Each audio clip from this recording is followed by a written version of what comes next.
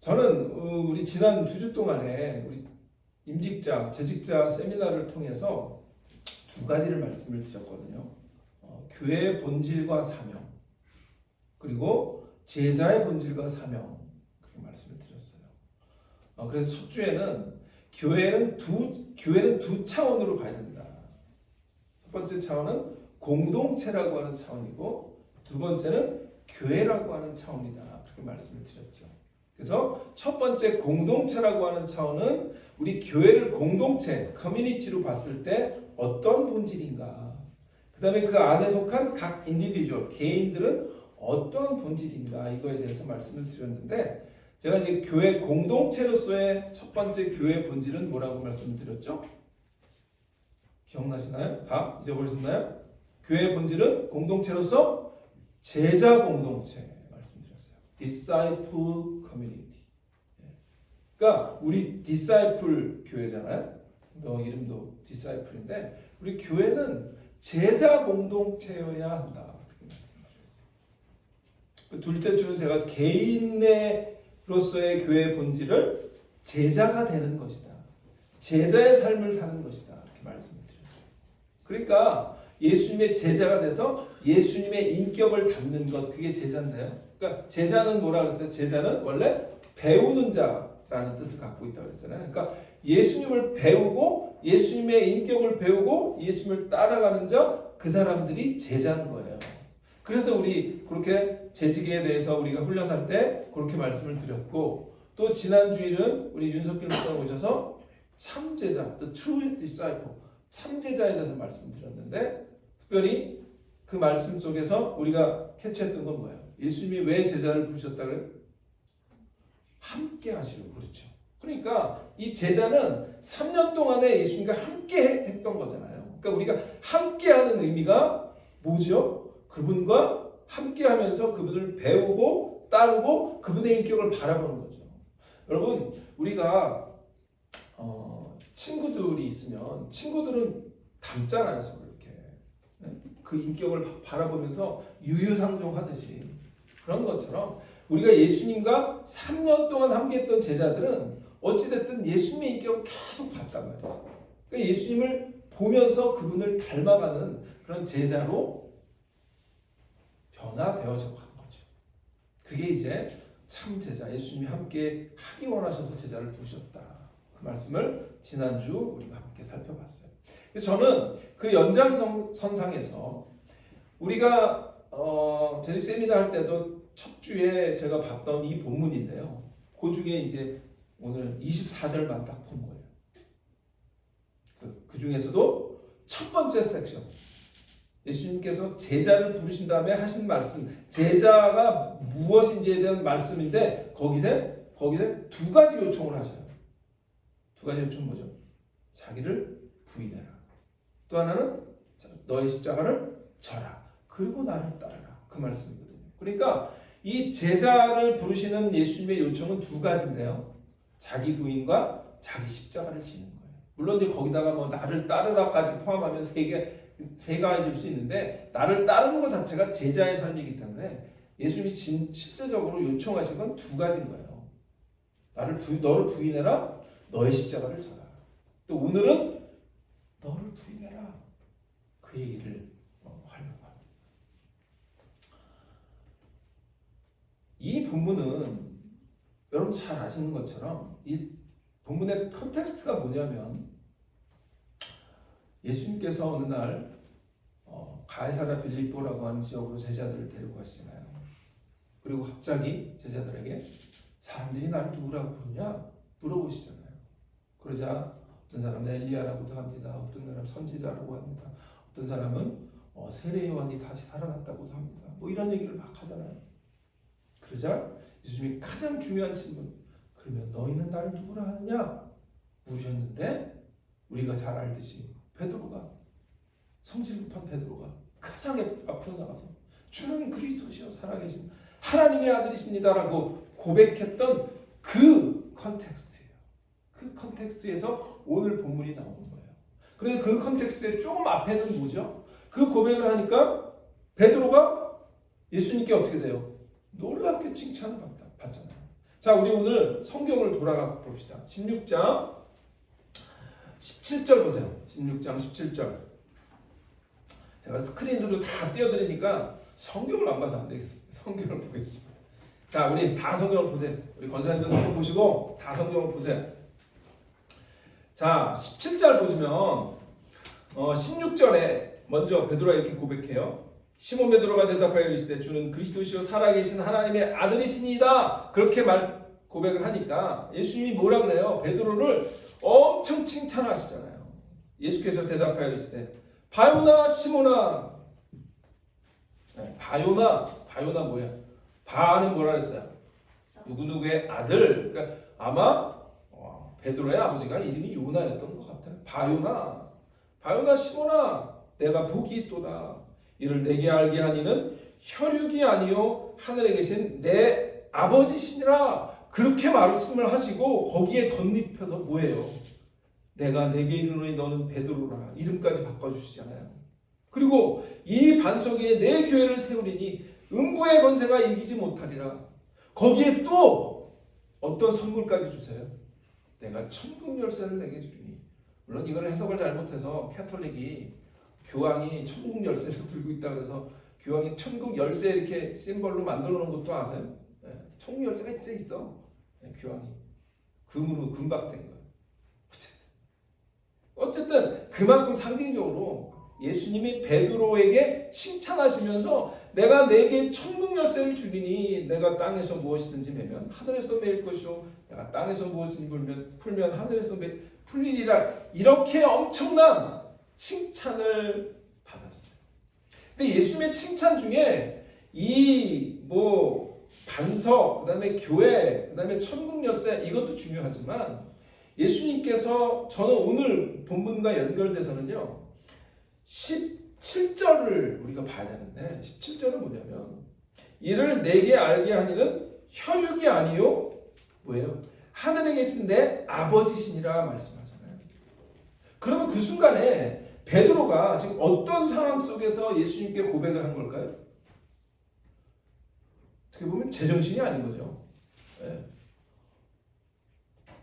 혈육이 아니라 혈육이라는 건 내 육신적인, 내 육적인, 내가 늘 생각하던 그 생각으로 지금 고백을 했다는 것보다는 하나님께서 역사하셔서 아버지께서 그 마음에 감동을 주시고 성령의 역사로 말미암아 그 고백을 하게 하셨다라고 하는 얘기를 하고 있는 거예요. 그렇죠?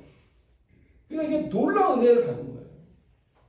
마치 우리가 신앙생활을 열심히 할 때 하나님께서 내가 기대하지도 않았던 성령의 은혜를 주실 때가 있잖아요. 그런 거예요. 베드로는 지금 그 은혜를 받은 거거든요. 그러면서 그 다음에 바로 예수님이 뭘 얘기하시냐면 21절로 넘어가세요. 이때로부터 그러니까 이때는 언제? 베드로의 고백을 들은 때로부터 예수 그리스도께서 자기가 예루살렘에 올라가 장로들과 대제사장들과 서기관들에게 많은 고난을 받고 죽임을 당하고 3일에 살아날 것을 제자들에게 비로소 나타내시니. 자, 이게 지금 예수님께서 자기의 플랜, 그러니까 예수님이 이 땅에 원래 오셔서 하시려고 하는 그 마스터 플랜, 그거를 지금 보여주고 계시는 거잖아요. 굉장한 일이거든요. 우리가 이제 내가 무슨 에이전트예요. 여러분 그 미션 임파서블이라고 하는 영화 보면 네? 그 주인공은 누구죠? 네? 탐 크루즈. 그 유명한 사람이 잃어버렸다. 이 탐 크루즈가 미션을 받잖아요. 뭐 이게 무슨 이렇게 비디오 같은 거 딱 해서 쫙 본 다음에 그 비디오가 막 셀프 익스플로전 되고 폭파에다가 없어지고. 자, 그러면 그 미션을 받으면 그 미션을 그 시크릿 미션이잖아요. 그거를 막 누구한테 얘기하고 그러지 않잖아요. 그 미션을 수행할 때까지 정말 필요한 사람들에게만 탁 알리고 그 미션을 수행하는 거잖아요. 지금 예수님이 이 땅에서 오셔서 하는 그 미션이 뭐예요? 죽으심과 부활이거든요. 그 미션을 지금 예수님께서 그 제자들에게 그 고백을 들으시고 그래 이제야 너희들이 나를 조금 이해하는구나. 그리고 자신을 자신의 그 더 깊은 계획을 말씀하고 계시는 거예요. 여기서도 사실 우리가 배울 수 있는 게 뭐냐면 예수님이 여러분 우리가 이제 기도 제목이 뭐냐면 하나님 뜻을 더 알기 원해요. 맨날 이런 거 기도하잖아요, 우리. 하나님의 뜻이라고 하는 게 내가 준비가 안 됐는데 하나님이 막 보여주시지 않아요. 지금 베드로가 예수님께서 그래도 이 순간에 자신을 고백하는 그 고백을 들으시고 주님께서 자신의 어떤 미션을 알리시기 시작하셨다라는 거 아니에요. 그런데 좋은 결말이 있었으면 좋았는데 글쎄 이 베드로가 22절 베드로가 예수를 붙들고 항변하여 여기 보니까 항변했다라는 말이요 굉장히 강한 스트롱한 거예요. 아니 이거죠. 아니 주님 그럴 수가 있습니까 이거죠. 따지는 거죠. 주여 그리마옵소서 이 일이 결코 주께 미치지 아니하리라. 예수님도 살짝 착각하셨나? 아니 준비된 것 같아서 미션을 줬는데 그 미션을 받아들이기는커녕 그 미션을 거부하고 있는 거 아니에요 지금? 주님이 지금 그러실 수 있습니까? 어떻게 이렇게 배신을 때리십니까? 이 얘기하는 거 아니에요? 그러자 예수님이 뭐라 그래요? 23절에 예수께서 돌이키시며 베드로에게 이르시되 사탄아 내 뒤로 물러가라. 넌 나를 넘어지게 하는 자로다. 내가 하나님의 일을 생각하지 아니하고 도리어 사람의 일을 생각하는도다. 여기서 우리가 초점을 맞춰야 되는 게 23절에 예수님이 내가 하나님의 일을 생각하지 아니하고 도리어 사람의 일을 생각하는도다라고 말씀하시는 거예요. 자 그러면 베드로가 아까는 신앙 고백할 때 칭찬 들을 때 뭐라 그랬죠? 이것을 알게 한 것은 너의 혈육이 아니요 하늘에 계신 아버지시다라고 했을 때는 뭐예요? 사람의 일이 아니라 하나님의 일을 생각하고 베드로가 고백했던 거예요. 그렇잖아요. 그런데 얼마 가지도 못해서 뭐 이때부터라고 하는 거니까 뭐 바로 그 순간이었는지 뭐 조금 지나서였는지 하루 지나서였는지는 알 수가 없지만 그러나 그와 별로 멀지 않은 순간이죠. 그러면 바로 이전에 베드로는 혈육과 육신의 일을 생각하지 않고 하나님의 일을 생각하면서 하나님의 뜻을 말했단 말이에요. 그런데 정말 몇 시간도 지나지 않아 또는 뭐 하루도 지나지 않아 하나님 예수님께로부터 너는 사람의 일을 생각하는 자다. 하나님의 일을 생각하지 않는 자야 라고 꾸지람을 들은 거죠. 그래서 예수님이 그 말씀을 하시고 오늘 본문이 나온 거예요. 이에 예수께서 제자들에게 이르시되 누구든지 나를 따라오려고 하면 그러니까 예수님이 베드로에게 또 제자들에게 아마 기대하셨던 게 있을 거 아니에요. 그렇죠? 이제 내 계획을 말해도 되겠구나 이 시점에. 그리고 이제 너희들 나와 함께 죽으러 가자 이 얘기를 하신 건데 지금 베드로가 생뚱맞게 엉뚱한 얘기하고 있으니까 예수님이 안 되겠구나 조금 강하게 얘기해야 되겠구나. 여러분 우리 자녀들이 말 안 들면 맨 처음에는 살살 달래잖아요. 우리 김재윤 주사님 거두가 말 안 들으면 살살 달래죠. 그런데 조금 말 안 들어 어떻게 해요? 조금 세게 나가잖아. 말 안 들어? 이렇게 나가잖아요. 그죠? 근데 더 말을 안 들어 어떻게 되는 거예요? 죽을래? 이렇게 되는 거지. 네? 제가 볼 때는 지금 예수님 그 뉘앙스가 그래요. 야, 니네 안 되겠다. 좀 세게 얘기해야 되겠다. 그리고 굉장히 강수를 두고 계신 거예요. 그러면서 왜냐하면 이때까지 지금 제자들은 예수님의 부르심을 그래 예수님이 나를 사람 닦는 업으로 부르셨지. 그리고 제자에 대한 어떤 정체성을 가지고 주님을 따라갔어요. 그랬을 거 아니에요. 지금 마태복음 16장 정도면 지금 예수님의 공생애의 마지막 기간이에요. 3년 차 쉽게 말하면. 그럼 그때쯤이면 뭐 예수님의 어떤 생각들도 왜? 뭐 도대체 마태복음 뭐예요? 산상수부터 시작해서 그 놀라운 말씀들을 다 들었던 제자들이란 말이에요. 그러니까 베드로는 그 정도 얘기해도 될 정도의 물론 하나님께서 역사하셔서 그 마음속에 주는 그리스도이셔 살아계신 하나님의 아들입니다라고 그렇게 고백할 수 있었지만 어쨌든 그 고백은 충분히 가능한 그 정도 시점이면 그래 그 고백은 해야 돼 라고 할 정도의 그런 시점이었단 말이에요. 그런데 예수님 붙들고 항변하여 이르라. 항변하면서 주님 그 일이 일어나면 안 됩니다 라고 얘기하고 있는데 예수님 마음이 어떠셨을까? 안 되겠다. 진짜를 얘기해야 되겠다. 그러니까 사실은요 저는 이 24절은 아까 보면 이때부터 21절에 보면 이때부터 예수 그리스도께서 자기가 예루살렘에 올라가 장로들과 대제사장들과 서기관들의 많은 고난을 받고 죽임을 당하고 3일 만에 부활할 것 살아날 것을 제자들에게 비로소 말씀하셨어요. 이건 누구에 대한 거죠? 예수님 자신에 대한 거예요. 자신에 대한 미션을 얘기하고 계신 거예요. 그런데 지금 24절은 누구에 대한 미션이에요? 제자들에 대한 미션. 그러니까 예수님은 제자들이 자신의 미션을 말하면 제자들의 미션도 알아들을 거라고 생각하실 수 있어요. 우리가 그렇잖아요. 자, 3년 동안 동고동락을 했는데 내가 지금 이렇게 이 길을 가야 되는데 그동안 예수님께서 하나님 나라에 대해서 얼마나 얘기하셨을 거예요. 그런데 다 그래서 제자의 삶을 살겠구나 라고 생각했는데 지금 뭐예요? 아닌 거예요. 예수님 볼 때.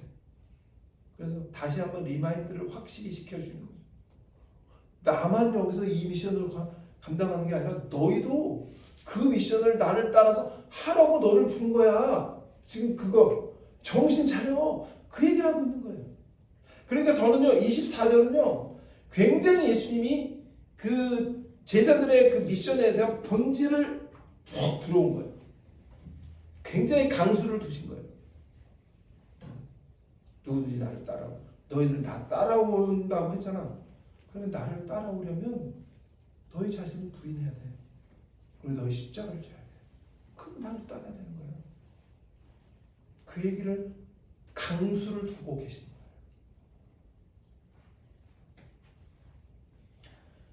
그래서 저는 예수를 믿는 것 자체가 그냥 교회 나오고 주일 예배 드리고 뭐 이런 거로 우리가 요즘 되고 있는 건가? 그걸 예수님이 원하시는 걸까? 그런 생각을 하는 거죠. 예수님이 우리를 구원해 주신 것은 제가 지난주에도 지난 2주 동안 말씀드렸지만 우리를 구원해 주신 것은 단지 죽어서 천국 가는 존재로 우리를 부르신 게 아니라고요. 우리를 정말 그리스도인이 되길 원하신 거예요. 그러니까 지금 정말 그리스도인이 되기를 원하시는 거의 본질이 뭐다? 그게 제자예요. 제가 지난주 우리 윤석길 목사님 말씀보다 조금 다른 차원에서 말씀드리는 건 뭐냐면 이렇게 맨 처음에 교회 오면 그냥 믿는 자, 그 다음에 성도, 그리고 제자 이런 차원을 말씀하셨는데 그것도 어느 정도 맞아요. 그러나 저는 조금 더 본질적으로 말씀드리는 건 뭐냐면 그리스도인 자체가 제자라고 하는 본질적인 속성을 가지지 않기 때문에 참 그리스도인이 못 되고 있다. 그런 생각을 저는 하는 거죠. 거기에서 예수님이 더 근본적인 얘기를 하는 거예요. 그러니까 왜 우리가 베드로가 잘 나가는 것 같다가 그렇게 고백도 잘하는 것 같다가 왜 생뚱맞게 갑자기 주님 안 됩니다. 주님과 항변하면서 주님을 막는 그런 모습을 보일까요? 그러니까 그건 이거예요. 왜 우리는 영적으로 정말 은혜를 받으면서 살기도 하다가 어느 날 갑자기 내 육신의 욕심에 이끌리는 삶을 살게 될까요? 그 얘기예요. 왜 그러냐 이거예요. 그러니까 우리가 그리스도인이라고 하는 삶을 너무 나이브하게 생각하는 거예요. 그냥 천국 가면 됐잖아. 이거예요. 근데 그게 아니라는 거죠. 예수님은 그게 아니고 제자가 되는 것을 말씀하셨다는 거죠. 그건 그러면 예수님이 12제자에게만 말씀하시는 걸까요? 그렇지 않아요. 주님을 따르겠다라고 하는 사람은 다 마찬가지인 거예요.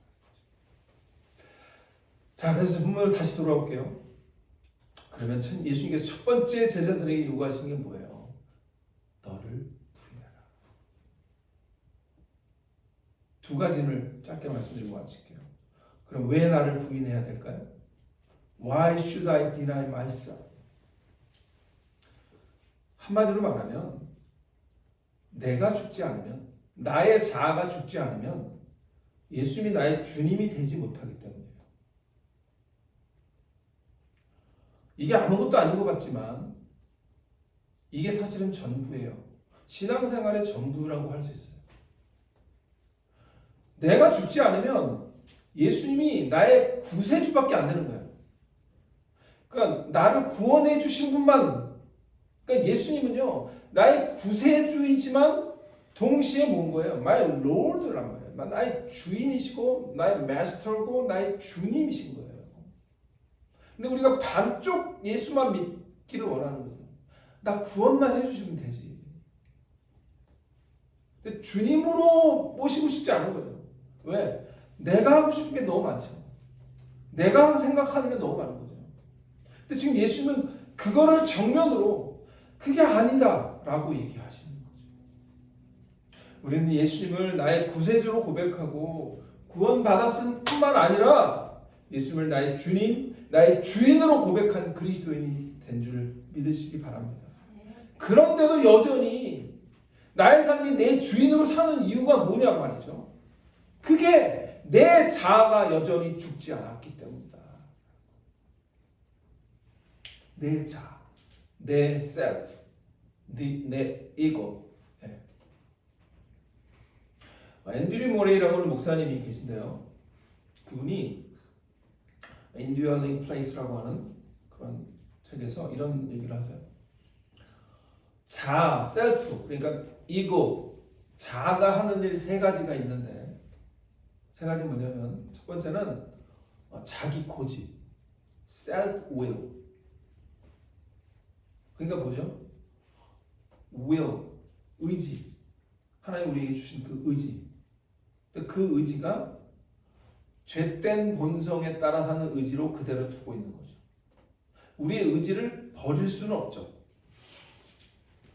예수 믿고 나서 그 의지가 없으면 교회를 나올 의지도 없고 뭘 할 의지도 없는 거니까. 그러나 여기서 앤드류 모레이 목사님이 얘기하는 self-will이라고 하는 건 그야말로 self, 나에 집중된 그 의지. 그건 이제 자기 고집이라고 우리가 말할 수 있어요.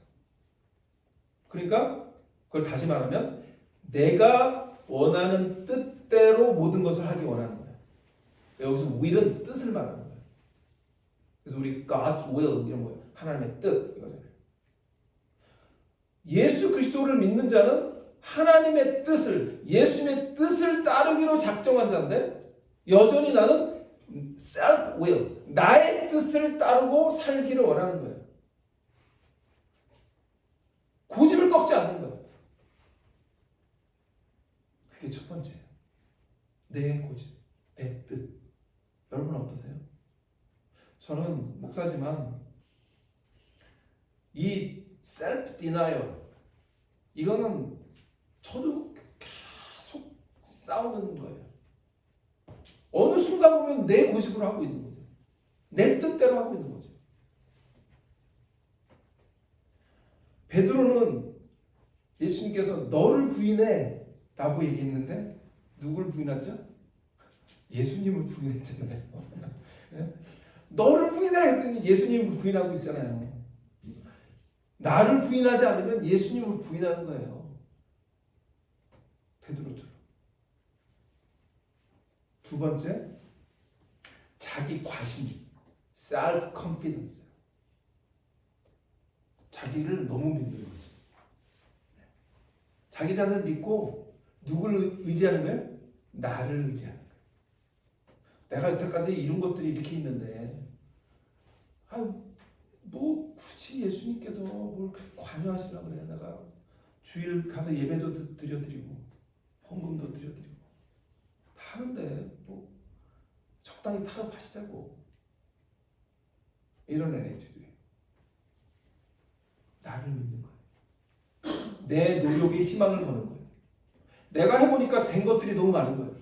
이 세상에 사는데 예수님은 굳이 예수님의 어떤 예수님 믿지 않아도 그리고 사실 예수님 믿지 않고 신앙이 없는 분들이 더 뭐가 잘 나가. 그러면서 예수님한테 그러니까 베드로가 항변하는 거죠. 보세요 예수님. 뭐 굳이 예수님 믿지 않아도 잘 되잖아요. See? 예수님 see? 이거잖아요.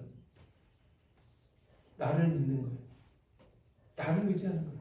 내 노력에 희망을 거는 거예요. 그게 self-confidence. 그게 self-ego가 하는 두 번째 일이에요. 베드로는요. 자기가 예수님이 가장 뛰어난 제자라는 확신과 과신으로 넘쳤던 것 같아요.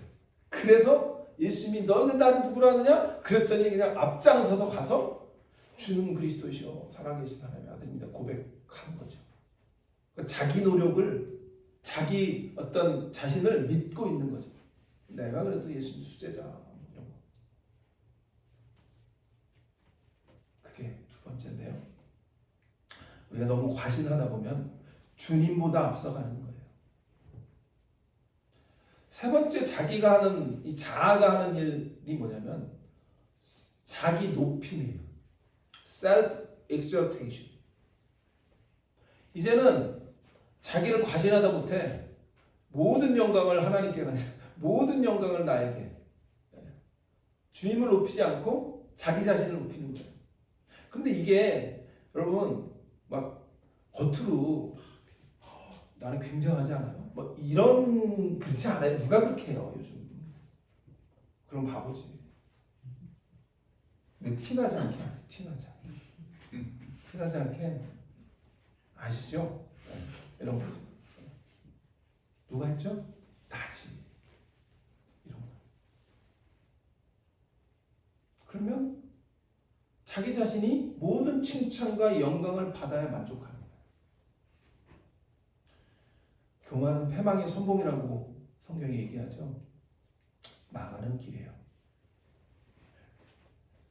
이 세 가지, 자기 고집, self-will, 자기 과신, self-confidence, 자기 높임, self-exaltation. 이게 똘똘 뭉쳐서 우리 자신의 속에 그대로 있는 거예요. 그러니까 예수님을 믿기도 하는데 어느 날 보면 나를 믿고 있는 거죠. 이게 말이죠. 구약에 하나님께서 계속 선지자들을 통해서 말씀하셨던 거의 본질하고 똑같아요. 구약에 이 이스라엘 백성이 왜 하나님께 맨날 그렇게 심판을 받았죠? 우상숭배잖아요. 근데 우상숭배가 하나님을 버리고 우상숭배한 거기 때문에가 아니에요. 제사를 얼마나 드렸어요? 이사야 1장 보면 너희가 그 드리는 그 제물 내가 이제 지겹다. 이렇게 그러니까 제사 하나님 경배했어요. 안 하지 않았어요. 그런데 동시에 비가 안 오면 하나님 요번 약발이 안 먹히네. 이제 가나안 신에게도 한번 좀 바쳐볼까? 그러고 가는 거예요. 마치 요즘 우리 한국의 강남의 큰 교회 장로님 권사님들이 입시철이 되면 그렇게 점집에 많이 온다고 그러잖아요. 하나님도 믿고 근데 하나님이 약발이 안 되는 것 같아. 그러면 세상도 한번 믿어보지 뭐. 이렇게 되는 거예요. 내가 죽지 않으면 그 일을 계속 반복하는 거예요. 하나님도 믿고 우상도 믿고 하나님도 믿지만 내 육신도 믿고 그게 우리에게 평생 죽을 때까지 예수님을 믿는데 그 문제를 해결하지 못하면 우리는 사실 진정한 그리스도인으로 살았다 말하기가 힘들어요. 그래서 이 문제를 누구도 고민했냐면 바울도 무진장 고민을 했어요. 자, 우리 로마서 7장 22절로 24절. 내 속사람으로는 하나님의 법을 즐거워하되 내 지체 속에서 한 다른 법이 내 마음의 법과 싸워 내 지체 속에 있는 죄의 법으로 나를 사로잡는 것을 보는도다. 오호라 나는 곤고한 사람이로다. 이 사망의 몸에서 누가 나를 건져내랴. 로마서 7장을 신학자들마다 이거는 바울이 컨버전 하기 전 얘기다, 또는 예수 믿고 나는 얘기다, 뭐 이렇게 막 아직도 아규먼을 해요. 그래서 그 사람들끼리 아규먼 하라고 그러고, 제가 볼 때는 이거는 정확히 바울이 예수 믿은 이후의 고민이에요. 우리가 그러잖아요. 우리가 그러니까 바울도 마찬가지라는 거죠. 우리는 예수를 믿기 때문에 예수님이 지금 어떻게 살아야 되는지, 제자들이 3년 동안 예수님과 살면서 어떻게 살아야 하는지 다 알았을 거라고요. 그런데 베드로처럼 불쑥 뭐가 나오는 거예요? 내 셀프가 나오는 거예요. 그리고 예수님이 가시는 그 길은 내가 볼 때 그건 아니잖아요? 라고 얘기하는 거예요. 예수님이 태클을 거는 거죠. 우리는 종종 하나님 태클을 걸죠. 하나님 그럴 수 있습니까? 어떻게? 의리가 있지. 우리가 이 자아 문제가 해결되지 않으면 계속 바울처럼 고민하는 거예요. 내 속사람은 아는 거죠. 내 자아 속에서도 이 두 자아가 싸우는 거죠, 계속. 그런데 어느 날은 은혜가 충만하고 뭐 부흥회를 갔든지 뭐가 됐든지 어느 날 말씀을 은혜가 정말 깊이 받았다면 이 셀프, 내 육신의 셀프가 저 밑으로 확 눌려있죠. 그러다가 이게 이제 스물스물 올라오는 거예요. 그러다가 이제 이게 푹 튀어나오면 베드로처럼 주님과 맞짱을 뜨는 거예요.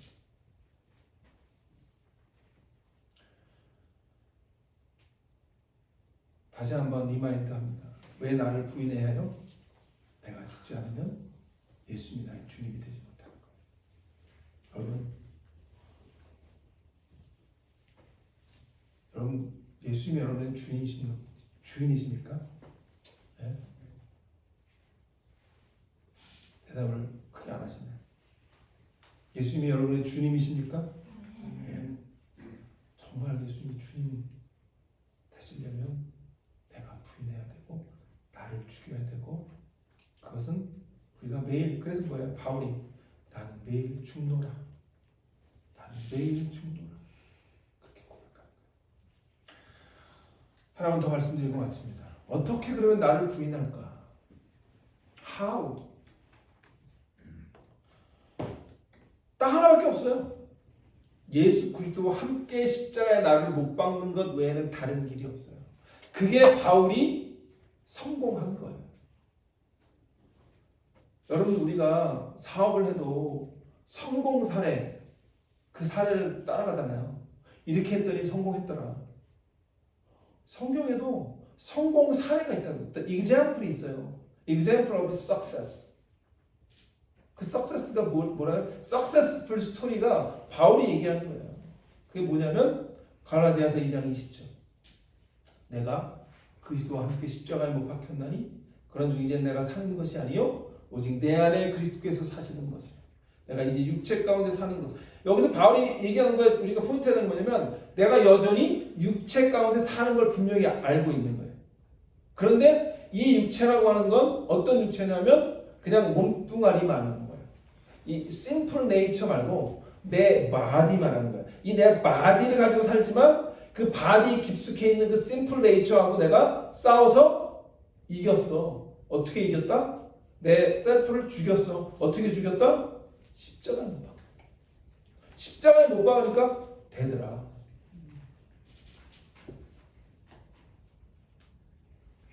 내가 사는 것이 아니라 누가 산다고요? 내 안에 계신 예수 그리스도 믿으시기 바랍니다. 죄와 세상의 방식에서 이렇게 우리가 기울어서 살다가 지금 우리가 지난 우리 윤석길 목사님 오시기 전에 제가 뭐였어요? 가장 고상한 짓이 바울이 얘기한 거 그거예요. 바울도 육체적으로 말하면 잘 나가는 세상의 사람이었는데 그가 예수를 알고 나서 그 모든 것을 다 버림으로 예수님을 얻었다. 그 얘기가 같은 얘기예요. 내가 그 모든 것을 내 자와 함께 내 자신과 함께 그 모든 나의 육체적인 자랑거리를 십자가에 못 박고 버렸다, 죽였다 그 얘기를 하는 거예요.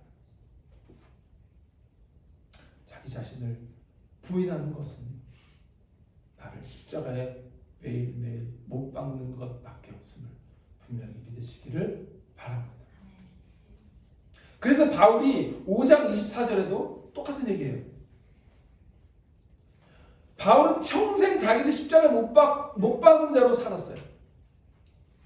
5장 24절 한번 5장 24절을 같이 읽어볼까요? 5장 24절 그 다음 거 없나요? 없어요? 내가 분명 업로드를 했는데 자 그럼 찾아볼게요. 갈라디아서 성경 찾는 건 좋은 거니까 갈라디아서 5장 20절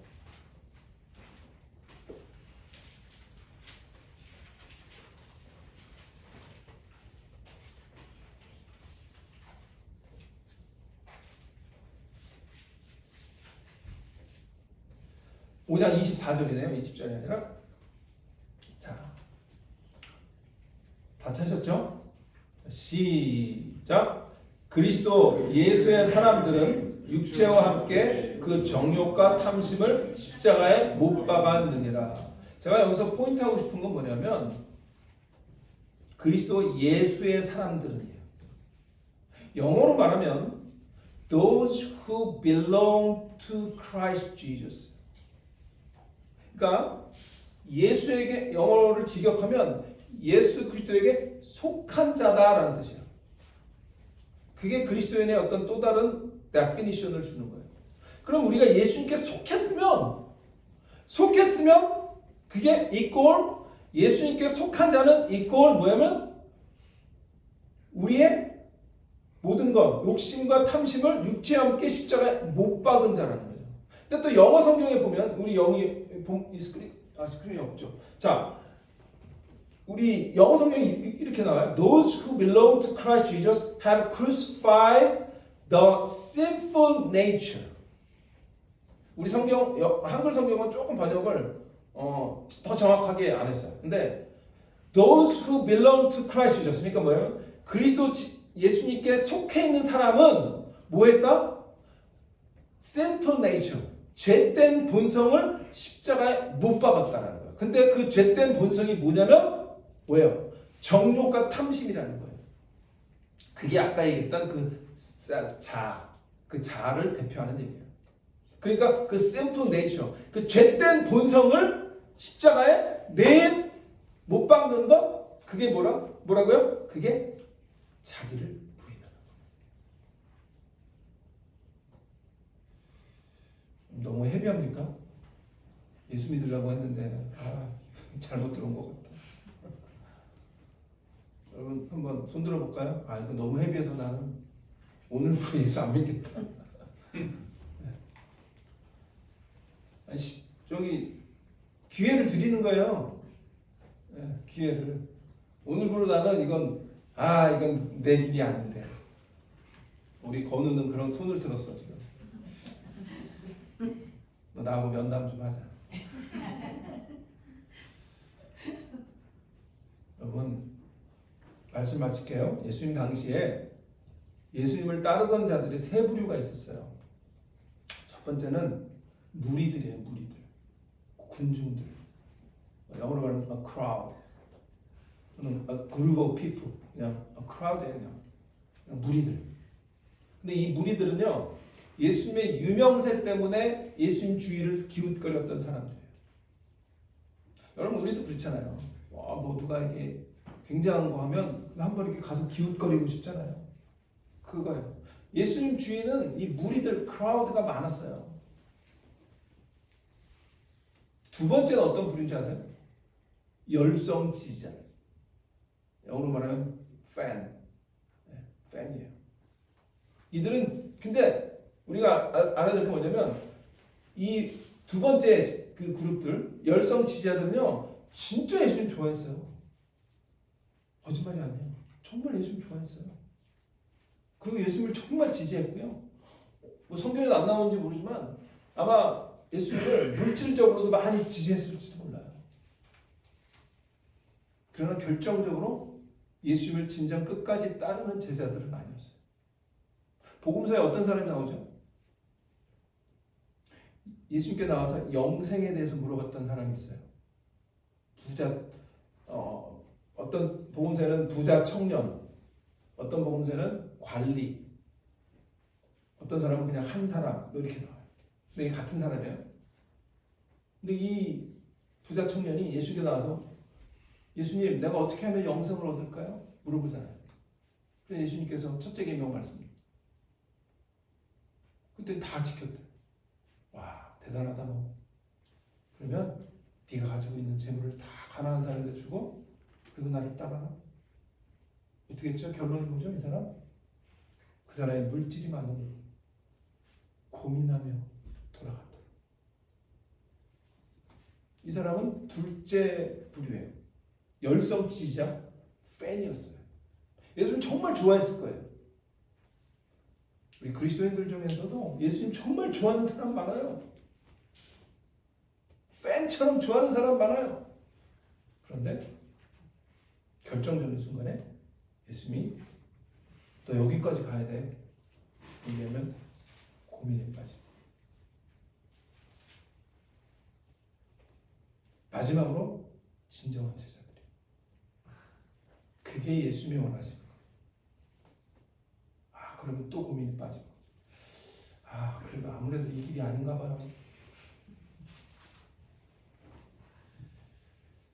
아마 이 진정한 제자들은 예수님 당시에 12명뿐만 아니라 예수님이 돌아가셨을 때 십자가 현장을 지켰고 무덤까지 갔던 여인들 또는 그 후에 마가의 다락방 몇 명? 120명. 120명 성령의 은혜를 받은 오순절 다락방에 성령을 받은 그 사람들이 진정한 제자였다고 생각합니다. 말씀 맞습니다. 하나님 나라와 그 나라의 복음은 예수님이 원하지만 삶의 변화를 원하지 않는 사람들을 위한 것이 아니에요. 오직 온 마음으로 주님을 찾고 주님을 닮고 주님을 따르고자 하는 자들을 위한 것입니다. 그렇다면 예수님께서 첫 번째 요구하시는 너를 부인하라. 그게 오늘도 우리가 깊이 그 말씀을 따라야 하는 그런 주님의 말씀인 줄 믿으시기를 바랍니다. 기도하겠습니다.